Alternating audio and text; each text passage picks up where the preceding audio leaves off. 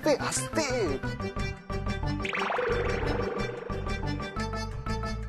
আমরা কোথায় যাচ্ছি বলুন তো? আমরা আমরা এই আমাদের বাড়ির পেছন দিকটায় না একটা দরজা আছে বুঝলেন, ওই দরজাটা যদি খোলা পেয়ে যাই তাহলে ওই দরজা দিয়ে আপনাকে ভেতরে ঢুকিয়ে দেবো। আর যদি খোলা না থাকে? কি বুদ্ধি আপনার! বেল বাজিয়ে খোলাবেন নাকি? অদ্ভুত তো। দাঁড়ান, অন্যভাবে ঢুকতে হবে।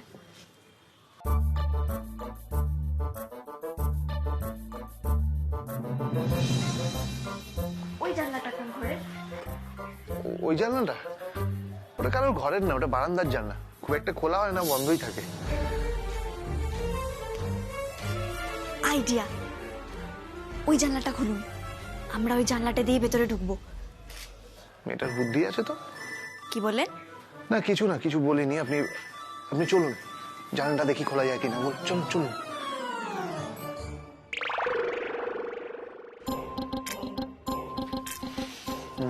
দেখি আপনি শুনুন তো, দেখি। আমি হেল্প করবো? আপনাকে আস্তে কথা বলুন। ও, সবাই শুনে নেবেন। আপনাকে বললাম তো, আপনি একটু শান্ত হয়ে দাঁড়ান, তাহলেই হবে।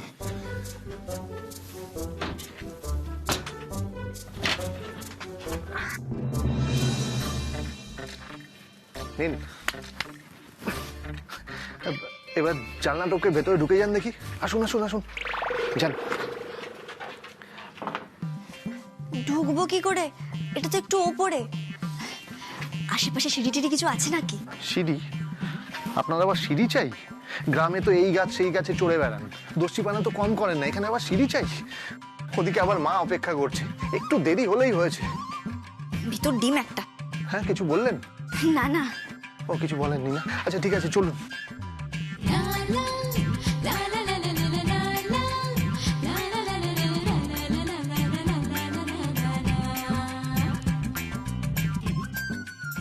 পারছি না যে। নিন, উঠুন।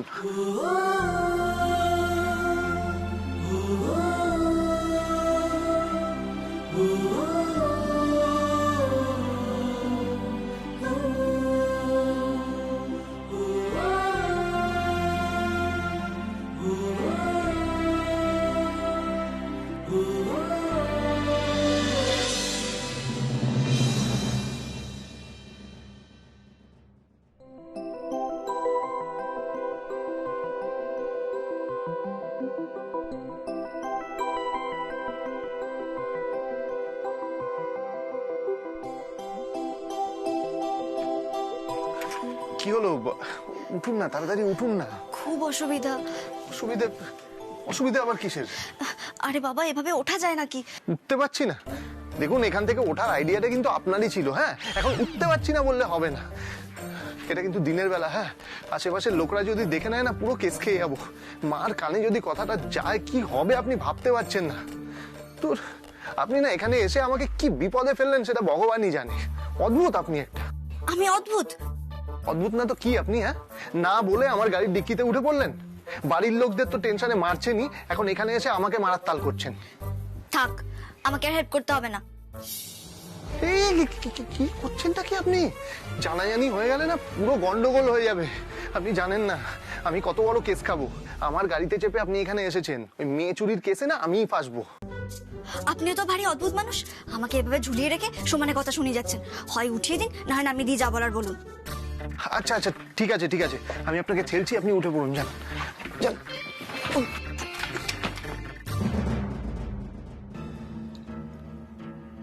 কিসের আওয়াজ হলো? কি পড়লো? সর্বনাশ করেছে, এই তো দেখছি আন্টিওয়ানের গলা। কে রে? কে ওখানে? শিগগিরই নেমে আসুন, আপনার মা আসছে। কি মরেছে? মা আসছে? কি হবে এবারে? আপনাকে তো দেখে নেবে, কি হবে? আপনি এদিকে আসুন, আসুন আসুন আসুন, এদিকে চলুন তাড়াতাড়ি।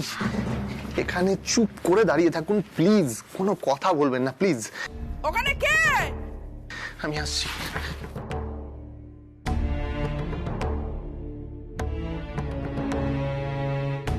কিসের আওয়াজ হলো? মা, মা আমি। দীপু, তুই এখানে? হ্যাঁ।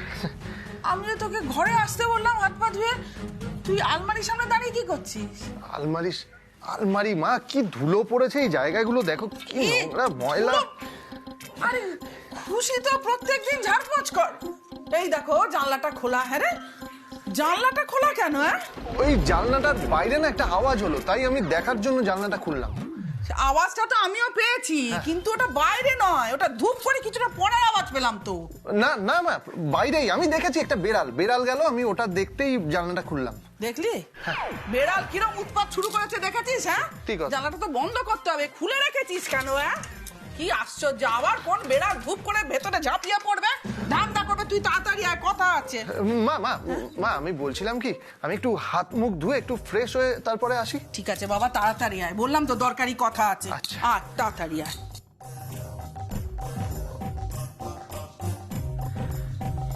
দীপু, হ্যাঁ হ্যাঁ হ্যাঁ হ্যাঁ মা।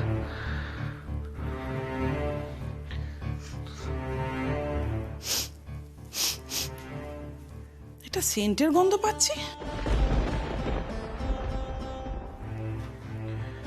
সেন্ট সেন্ট হ্যাঁ সেন্ট মা, সেন্ট তো আমিই লাগিয়েছি আমার গায়ে।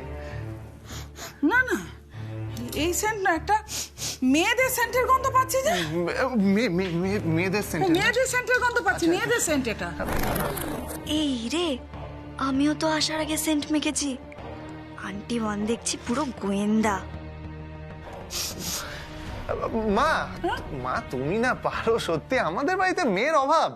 মেঘা, বর্ষা, মেজ বৌদি সবসময় তো ফুরফুর ফুরফুর করে সেন্ট লাগিয়ে ঘুরে বেড়াচ্ছে, ওদের মধ্যেই কারোর একজনের সেন্টের গন্ধ। তাই হয়তো হবে। যাকে যাক, ছাড়, তুই হাত মুখ ধুয়ে তাড়াতাড়ি আমার ঘরে চলে বাবা। আসছি। হ্যাঁ, দরকারি কথা আছে। আচ্ছা। দেরি করিস না, তাড়াতাড়ি আয়। হ্যাঁ, তাড়াতাড়ি আসবি। দীপু, হ্যাঁ মা, হ্যাঁ মা, তাড়াতাড়ি আয় বাবা। আসছি। লক্ষ্মী সোনা ছেলে, আয় আয় আসছি।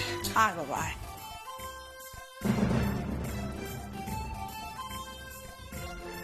আসুন আসুন, বেরিয়ে পড়ুন, আসুন তাড়াতাড়ি আসুন।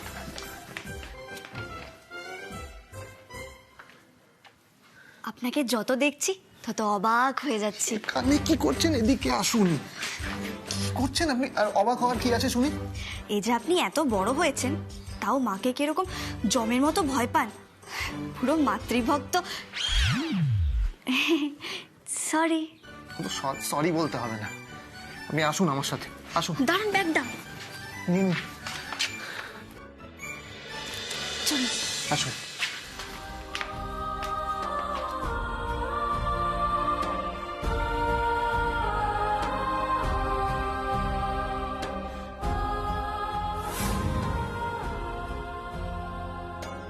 আসুন আসুন, চলে আসুন, দাঁড়ান।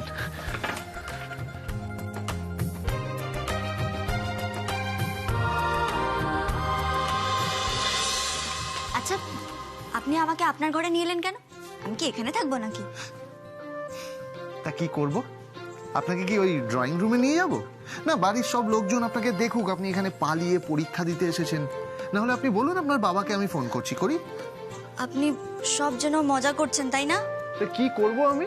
হ্যাঁ, আপনাকে আমি এত কষ্ট করে সবার থেকে লুকিয়ে বাঁচিয়ে এখানে নিয়ে এলাম, আর আপনি এখন কোথায় থাকবেন ভেবে মাথা খারাপ করছেন। আপনি রাগ করছেন কেন? আমি সেভাবে বলিনি। আসলে আমি জানতে চাইছি, পরীক্ষা না দেওয়া পর্যন্ত কি বড় বাড়িটার মধ্যে লুকিয়ে লুকিয়ে থাকতে হবে আমায়? তা আর কোনো অন্য উপায় কি আপনার জানা আছে ম্যাডাম? থাকলে বলুন, আমি শুনছি, বলুন। উপায় না, তা অবশ্য জানা নেই, কিন্তু ব্যাপারটা বেশ থ্রিলিং লাগছে। বাড়ি থেকে ডিকি, ডিকি থেকে আপনার ঘর, কি অ্যাডভেঞ্চার বলুন তো। খাটে বসে পা দোলাতে দোলাতে অ্যাডভেঞ্চার? হ্যাঁ, আচ্ছা, আপনার কি টেনশন নামক বস্তুটা একদমই নেই আপনার মধ্যে? এইভাবে কাউকে কিছু না বলে এখানে পালিয়ে চলে এসেছেন, এখন নিশ্চয়ই আপনার বাড়ির লোকরা সবাই পাগলের মতো খোঁজাখুঁজি করছে। দেখুন, ফর দ্য টাইমিং আমি আপনাকে বাঁচিয়ে নিয়েছি, এটা ঠিক কথা, কিন্তু আর কিছুক্ষণ যদি আপনার মা বাবা আপনাকে খুঁজে না পায় না ওখানে, ওনারা নিশ্চয়ই থানা পুলিশ করবেনই করবেন। তার আগে ভালো চান তো আঙ্কেলকে ফোন করে সবকিছু বলুন, না হলে দাঁড়ান, আমি ফোন করে সবকিছু বলছি।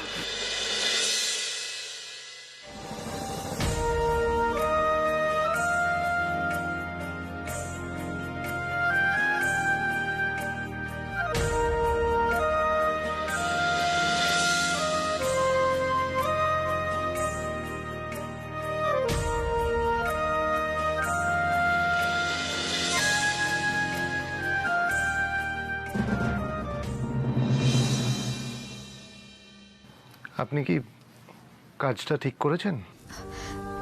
আসলে কি বলুন তো, মেয়েদের চাকরি করাটা বাবা একদম পছন্দ করেন না। আমি গ্র্যাজুয়েশন করি বাবা সেটাই চাইনি, আর চাকরি আমি যদি বলে আসতাম বাবা কিছুতেই আমাকে আসতে দিত না এখানে। তাই পালিয়ে আসা ছাড়া যে আমার কাছে আর কোনো উপায় ছিল না। জানেন, শুধুমাত্র আমার স্বপ্ন পূরণের জন্যই ডেসপারেট হয়ে আমি এই কাজগুলো করেছি। আমি প্রমিস করছি আমার পরীক্ষাটা দেয়া হয়ে গেলেই আমি ফিরে যাব। প্লিজ ততক্ষণ আমায় হেল্প করে দিন। কবে আপনার পরীক্ষাটা? দাঁড়ান, বলছি আমি।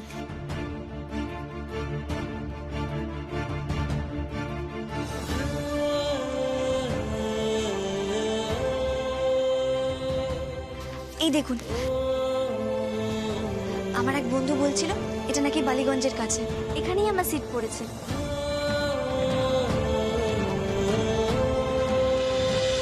আমার পরীক্ষা তো সকাল 10টা থেকে। আমি যদি বাড়ি থেকে আসতে যাই তাহলে আর পৌঁছতেই পারবো না। এটা আপনাদের এখান থেকে গেলে কাছে হবে।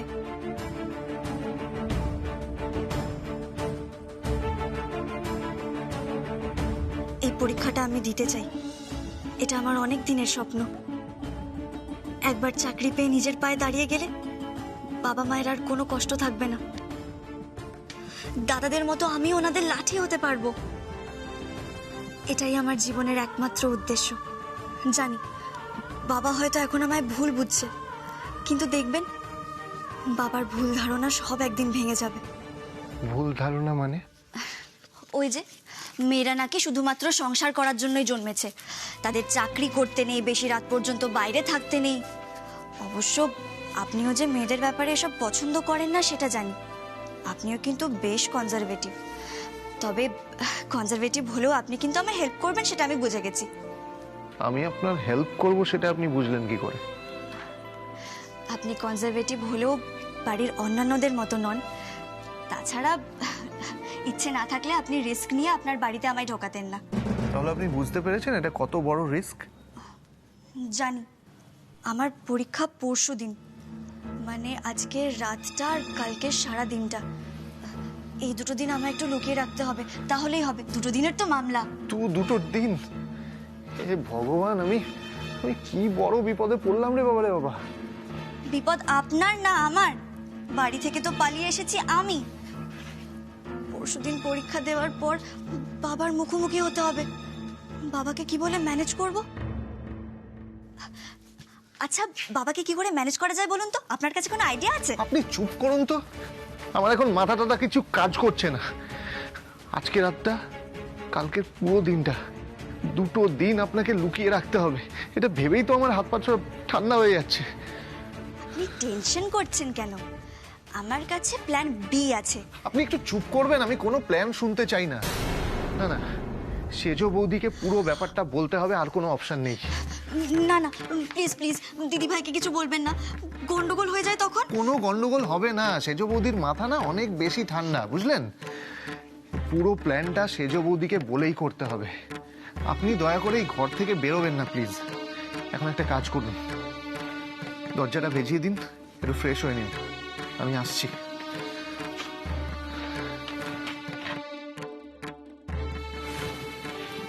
আর হ্যাঁ, বাইরে যদি কারোর পায়ের আওয়াজ পান, এই খাটের তলায় লুকিয়ে পড়বেন, কেমন?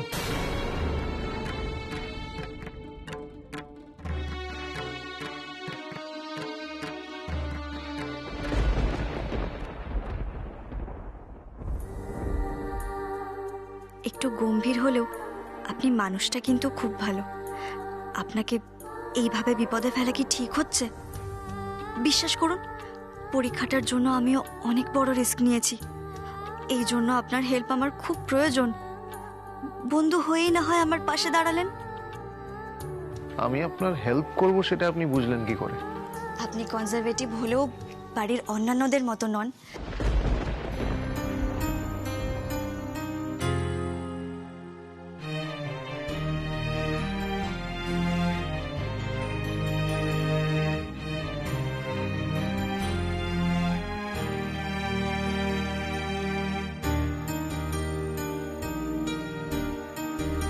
দীপু বাবুর পাশে এটা কার ছবি?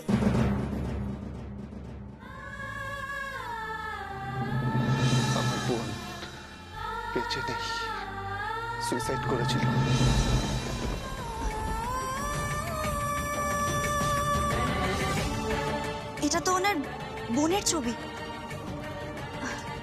উনি ওনার বোনকে খুব ভালোবাসতেন, বুঝতে পারছি, কিন্তু ওনার বোন মারা গেল কি করে? কি হয়েছিল?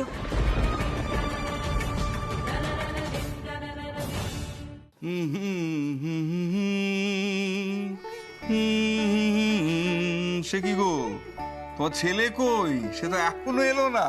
সে কখন ডেকেছি, এখনো তো আসার সময় হলো না, এলে তো দেখাবো। মা, এই দেখো, বলতে বলতে চলে এসেছে। আয় আয় আয়। কি রে বাবা, তুই বাইরে জামা কাপড় ছাড়িস না এখনো? কি করছিলি? না না, আমি হাত মুখ ধুয়ে নিয়েছি, চেঞ্জটা পরে করে নেবো। তুমি ডাকলে তাই তাড়াতাড়ি চলে এলাম। বলো কি বলবে? বস বলছি, বস। বস বস। এই ছবিটা দেখ।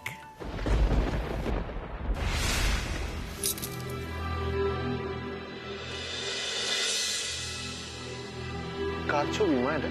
আরে বাবা, বলবো বলবো, বাকিগুলো দেখ আগে।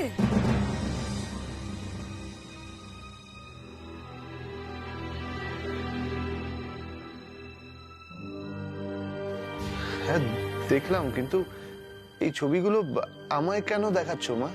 কার ছবি এগুলো? উমা, কে আবার?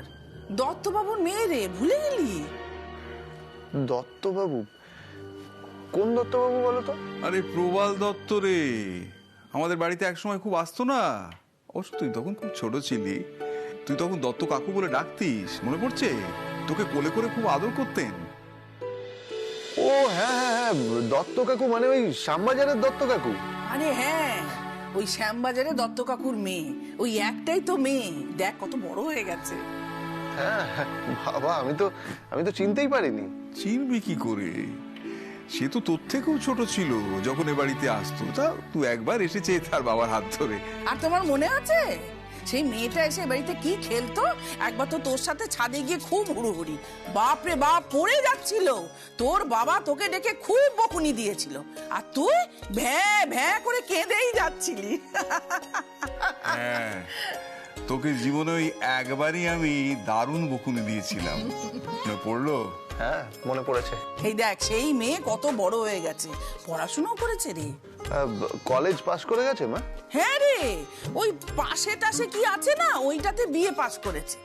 বিয়ের জন্য ওইটুকু লেখাপড়া জানলেই যথেষ্ট। এখন ওরা মেয়েটার জন্য ভালো পাত্র খুঁজছে। হ্যাঁ সে বুঝলাম, কিন্তু তার জন্য আমায় কেন ছবিগুলো দেখাচ্ছ মা? এটা তো ঘটকের কাজ, ঘটকের কাছে যাক। সে তো জানি, কিন্তু আমাদের দীপুর মতো হীরের টুকরো ছেলে ওরা কোথায় পাবে বলতো? হ্যাঁ, তাই ওরা সম্বন্ধ করতে চায়। আর আমাদের যদি কোনো আপত্তি না থাকে, তাহলে সামনে কোনো একটা ভালো বিয়ের দিন দেখে ওরা 4 হাত এক করে দিতে চায়।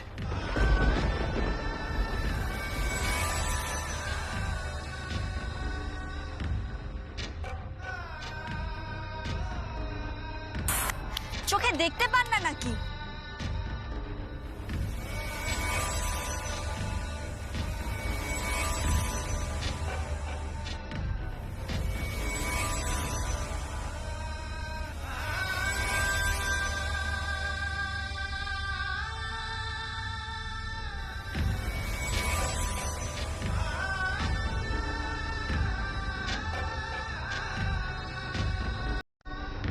কি রে, আপত্তি আছে? আরে আমার আর তোর মায়ের কিন্তু মেয়েটিকে ভারী পছন্দ হয়েছে। বাবা কি সব বলছো তোমরা? তোর মা তোর বিয়ে দিতে চায়, বুঝতে পারছিস না? আরে সেজ ভাইয়ের বিয়ে হয়ে গেছে, তোর বিয়েটা দিয়ে তোর মা ঝাড়া হাত পা হতে চায়। উমা, কি বলছো তুমি? ওর বিয়ে দেবার পর আমাদের মেঘা বর্ষার বিয়ে দেওয়া বাকি আছে তো। কি আশ্চর্য!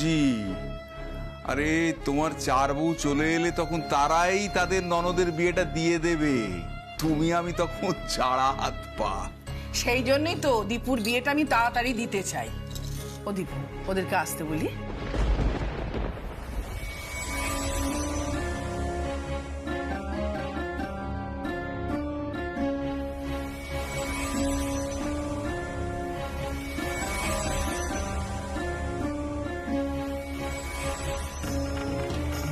এই যে ছেঁড়া ওড়নাটা, এটার মধ্যে অদ্ভুত কিছু স্মৃতি রয়ে গেল।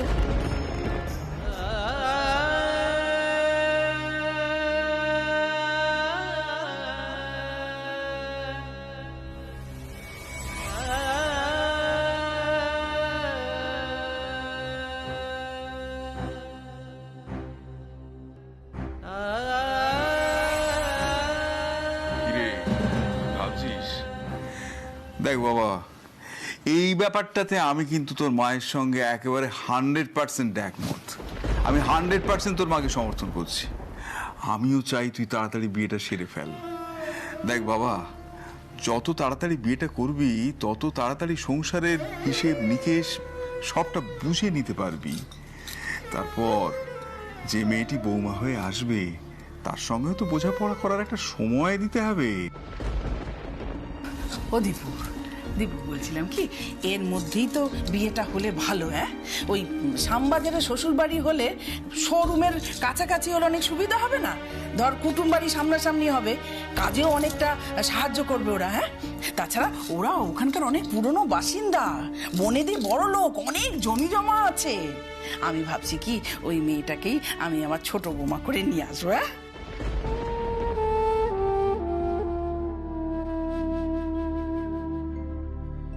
ও দীপু, কিরে কি ভাবছিস বাবা?